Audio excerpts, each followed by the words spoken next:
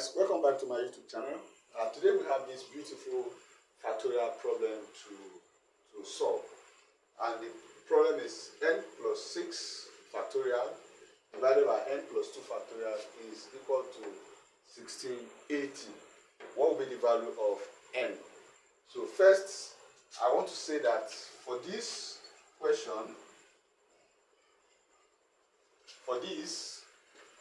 n must be greater than or equal to minus 6, and then n must be greater than or equal to minus 2. Now, if we combine these two, so we can say, because minus 2 is far greater than minus 6, so we can as well say that n must be greater than minus 2. Okay, so now having, pointed this out, I also want to say that since this is factorial, we know that if we have 5 factorial is the same thing as 5 factorial, for example, is the same thing as 5 times 4 times 3 times 2 times 1. So which means that if I have n factorial, this will give me n times n minus 1 times n minus 2 times n minus 3 times 3 times 2 times 1. Okay? Because the 5 factorial is a repeated multiplication, and then as each term decreases until you get to 1. So the same thing, if you have n factorial, this is how it should be done. This is what is called the recursive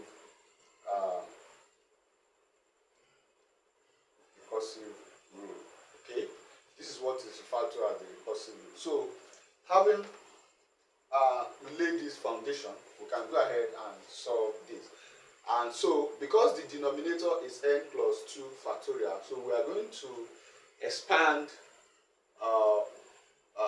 this n plus 6 factorial up to n plus 2 factorial. Okay, so we have we now have n plus 6 factorial divided by n plus 2 factorial equals to 1680.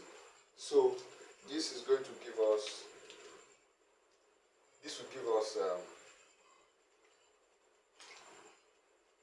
n plus 6 times n plus 5 times n plus 4 times n plus 3, and of course n plus 2 factorial all over n plus 2 factorial equal to 1680. So n plus 2 factorial and n plus 2 factorial will cancel each other out. So what we are having now is n plus 6 times n plus 5 times n plus 4 times n plus 3 equal to 1680.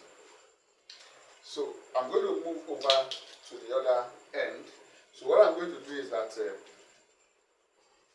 I will combine n plus 6 and n plus 3 together, and then I will combine n plus 5 and n plus 4 together. So I'm going to do that right here. N plus 6 times n plus 3, and then of course n plus 5 times n plus 4 equal to 1680.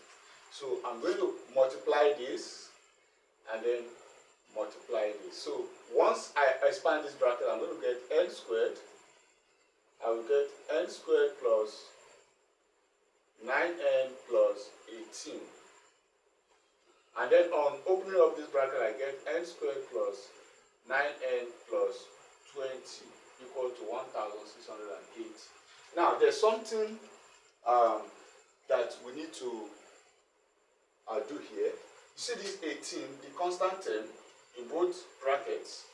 So what I'm going to do is to kind of say 18, let's find the average of the 2 divided by 2. That will give us 38 divided by 2. That will be 19. So what I'm going to do now is to say to say that let p equal to n squared plus 9n plus 19. Okay, since we have this and this constants added and divided, okay, once I add and divide it, so I'm going to have that gives us 19. So I'm going to form a quadratic expression, and that lies between these two terms, okay? Because if you go to number line, let's say this is 18 and then here is 20. The middle ground will be 19. Okay, so we have the two extremes and then the middle. So what I'm going to do now is, since I represented n squared plus 9n plus 19 to be p, so what that means is that n squared plus 9n plus 18 will be p minus 1. Yes, this one will be p minus 1. And then of course n squared plus 9n plus 20 will now be p plus 1.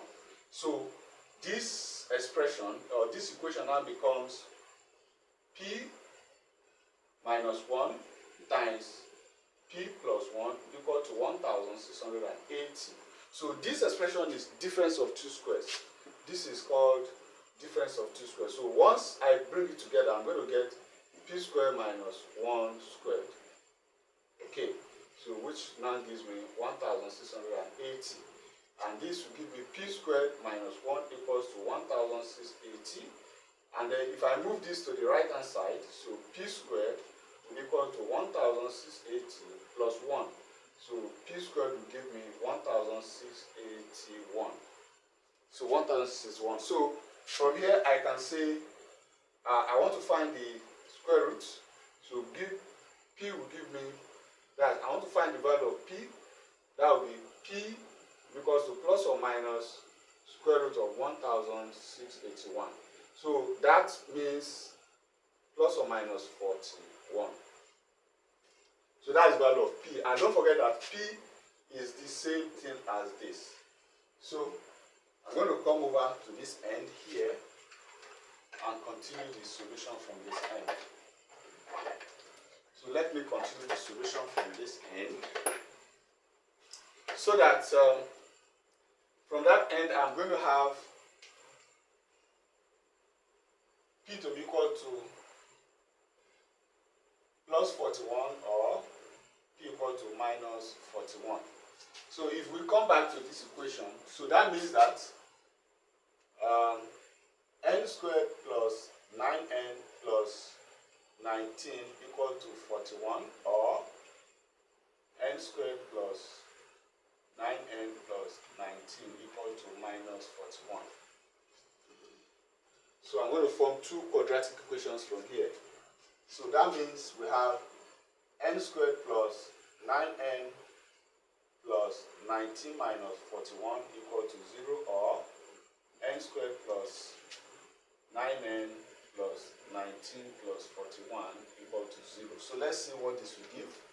This will give n squared plus 9n plus, this will be minus now, minus 22 equal to 0, or n squared plus 9n. So when you add up this, you get 60 equal to 0. So we're having two quadratic equations. So let's see which ones. So we need to find the discriminant of both of them, so we know which ones have a real root. We don't want complex root, okay? Because there's no way this can give us complex root, okay? It's going to be real root. So what we need to do now is to find the discriminant of this. We have b squared minus 4ac. And then of course d here will give us, b is 9. So we have 9 squared minus 4 times a. A is 1, and of course c will be minus 22. So we have d will be equal to 81 plus 88. Now minus times minus is plus. So d equals to 169. So this is greater than 0. So this one will have has real roots. Now let's check this other one. Let's check if this one will have real roots. So we have d equals to b squared minus 4ac. D will be equal to 9 squared minus 4 times 1 times 60. So this is 81 minus 240. This is going to give us 200, 120. I think this will be minus 119, which is less than 0. So this has complex roots. So we discard this and go with this. Okay? So now let's factorize this. So we're having, so since we have decided to go with this, so we are going to have n squared plus 9n minus 22 equal to 0. So let's factorize this. I have a unique method of looking for the factors. So we have a product here and we have sum here. This is product. So the product of this is minus 22, and then the sum is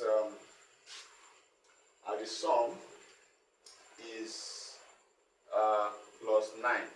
So which two numbers will give us product of minus 22? The two numbers are 2 and minus 11, and then minus 2 and 11. And then since the sum is plus 9, so there's no, the one that will give us plus 9 is this first one, okay? Because once you add these two, you must have a sum of plus 9.